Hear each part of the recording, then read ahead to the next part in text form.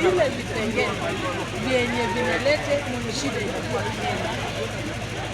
Na hiyo kitu Mbadi hajafanyia hapa. Amefocus ya maneno ya stima. Na ukikuja side ya tuseme kama hii ya shule ama sanitary towels kwa watoto wasichana wameificha, ambapo wakati mafuta imepanda, hiyo ushuru imekuja tena kupandisha hizo sanitary. Nilikuwa nafikiria wametembea na mama mwenzetu, Mama Pasaris. Badala Mama Pasaris angoelelee hiyo kitu, amewacha watoto wetu wasichana wamekuwa pena. Na hiyo kitu nikiangalia kwa financial bill ya this year imeshuka. Ndio wameshindwa kufocus na kitu yenye inaweza kusaidia mwananchi wa chini kawaida. Wameshift kwa vitu za electronics na upande wa, na ukiangalia ile inasema amekuja kurabasta last year.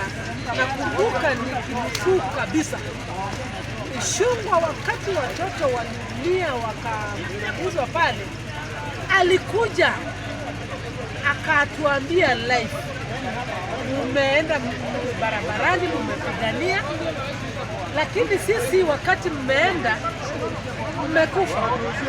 Lakini sisi tumefanya nini? Tumepitisha financial bill yetu, mlifanya kitu ya bure. Na ndio nimeona kwa saa hii Mbadi, kwa sababu public participation yenye ilikuwa inakuja kwa mitaa, community wanaipitia, wanatoa challenges zao, imekuwa ni jambo gumu kwa serikali kuingia kwa mitaa kufanya public participation. Wameanza kutumikia mabunge, na mabunge hapa sisi wenyewe tumeisikiza vizuri sana. Mbadi tulikuwa tunafikiria ni experts mwenye tulituma kule, kumbe sio experts. Ameenda kule akawa tena ni ule mnyang'anyi mwenye anatunyang'anya kabisa. Hata ukiangalia kuongea kwa Mbadi kwenyewe, ana struggle kuongea, yaani kuweka ile uongo ikuja kuonekana uongo. Mbadi ana struggle sana. Ningependa kujulisha Wakenya kwa ujumla, hii kitu kweli imekuja kutufinya, na ikafika mahali akaanza kuingilia sijui mrengo wa hapa bunge. Sisi huwa tunaongelelea mirengo, lakini hii siku tuliweka mirengo kando. Tulitaka kusikia kutoka kwa Mbadi, lakini kwa maoni yetu, kwa kusikiza kwetu, tumejua John Mbadi umekuja kuraba stamp kitu yenye ilifanyika 2024. I've had what Mbadi presented here on the questions that arose from the people. And he talked about the issue of the press that has sparked debate in a lot of Kenyans. The issue of M-Pesa, Mbadi said that M-Pesa settlement cannot be treated as personal information. That KRA should be given a chance to get how we do transactions and everything, so that Kenyan citizens can pay equal share in their earnings. Another thing that I saw in finance fee, I want to combine two things and I give proposal itself. Another thing that I saw in finance fee is about the cryptos. That those who are in charge of cryptos should give the details of the activities and transactions that happens in those cryptos. For example, the cryptocurrencies like the cryptocurrencies, they should give their details on what is happening in cryptocurrency. That is okay.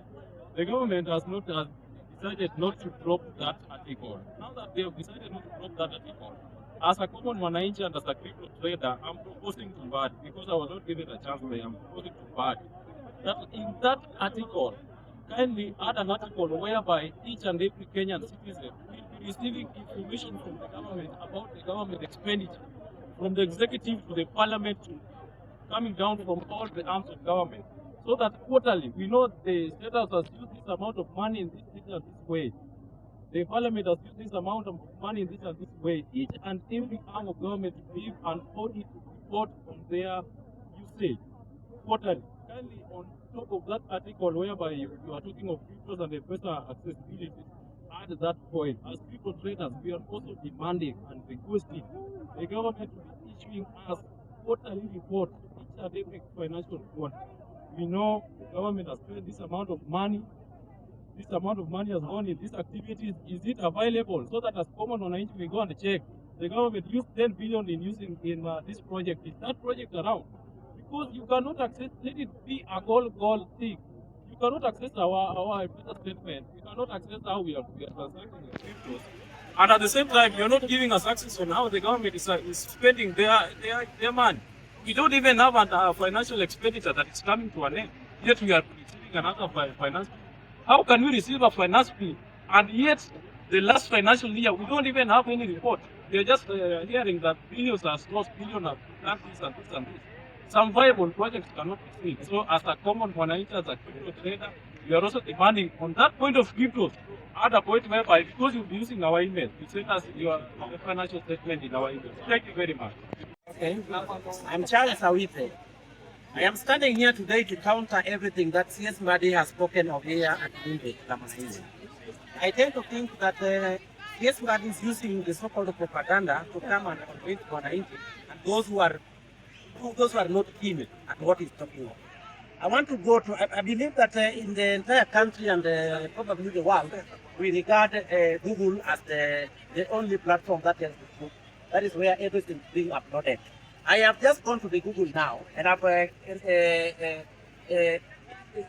captured the points that he was talking about here. In short, he's telling us that the internet and mobile data transaction is not going to affect common mwananchi. But Google is telling me that a proposed 15% on mobile data bundles makes internet more expensive and it hurts direct mwananchi because it is going to direct me, attack me as common mwananchi. Digital transaction, we are talking of 16% VAT that has been imposed on money transactions. This one is not going to hit M-Pesa or Airtel money. It's going to affect me directly because whenever they are being taxed, definitely they are going to tax me as the transactor. So this is also going to hit me. Then we talk of mobile devices. This 25% increment that has been put on new smartphones. Definitely, we have explained it there, that it is not going to be put on the dealers, but it is going to be put on common mwananchi, the direct consumer. So this one, I tend to think that the government is not considerate on common mwananchi. Then last, housing rent and housing and rent. He's telling us here that there's no tax that has been put on it. But according to what I have here, landlords are facing a proposed increase in residential rental income tax. That is from 7.5% to 10.5%.